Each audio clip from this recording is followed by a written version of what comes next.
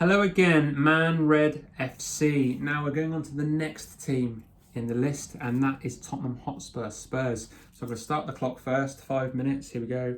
Bosh, and we're off. Okay, so Tottenham. Well. You've taken our old manager, and that's obviously a very interesting style of football we're seeing now, isn't it? At Tottenham. So much attacking flair, but I think the style of play is going to mean that you hinder a few of them. So we're going to look at obviously where I think Spurs are going to finish. But we'll go to the last season first. Now, of the 38 matches you played, you won 16. Not too bad. It's not brilliant, but it's not too bad. And then your draws and your losses were consistent at 11 apiece. So you'd argue, wins and draws combined is 27. Not losing in 27 of your 38 matches isn't too bad. But, for a team like Tottenham that were in a Champions League final, competing for a title not long ago and then, being in around top four, that isn't really good enough. So that certainly needs to improve. Now, when we look at the stats a bit more, your away record has been absolutely atrocious. 20 points you secured away from home, which is absolutely awful. Absolutely awful. You basically doubled that with your home games, which goes to show you don't travel very well. The style of play doesn't really work. Obviously, you like to sit back and nick the goal and then hang on for that. But if you don't get that first goal, you're in trouble. You scored 61 times, which is obviously a good return. But with the attacking players you have, that's a minimum I expect you to score. Goals against is actually a surprise. 47. It's over 1.2 a game. You've got a defensive man in charge. This whole kind of CV and selling point is making a really tight team that doesn't really ship many chances or goals. Now, a lot of people will argue, our squad's not good enough, our players not strong enough. I don't buy it. The season before the one that's just gone, you were in a Champions League final. Yes, let's say people will say you weren't playing particularly well, but for me, your team was far better than what we've just seen the season gone, and I think it's a bit of an excuse from Jose. And I say that because I've witnessed that at Manchester United. The excuses were coming thick and fast when it wasn't going his way, and he was very good at creating a narrative, and I think that's what he will do at Tottenham. Now, when we look at the stats, Harry Kane is obviously the main man, always has been, always will be. He played 29 times, and he scored 18 goals and 2 assists. Now, this goes to show the issue with Harry Kane.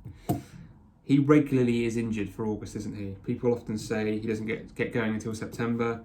He only played 29 times. He's always had a problem with his hamstring or his ankle, and I don't see that changing. He's 26. Is it now the summer where he goes, I need to move? Is he going to be able to move? He's probably going to be priced out of the market, but we'll go with he's staying. He will always get you a minimum of 18 goals plus. I mean, if he played more, he'd be getting 25. He'd probably be top scorer. He always is. He's a phenomenal striker.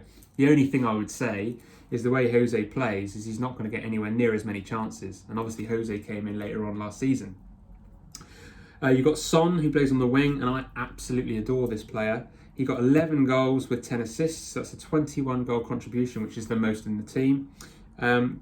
Again, he only played 30 times, so not hugely consistent across the board.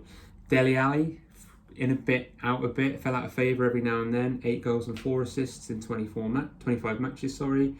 Again, similar to Jesse Lingard in my opinion. I don't think Dele Alli is going to be the player that everyone hypes him up to be. A bit like Jesse Lingard. Can be effective, but I don't think he's phenomenally talented or particularly gifted at his role.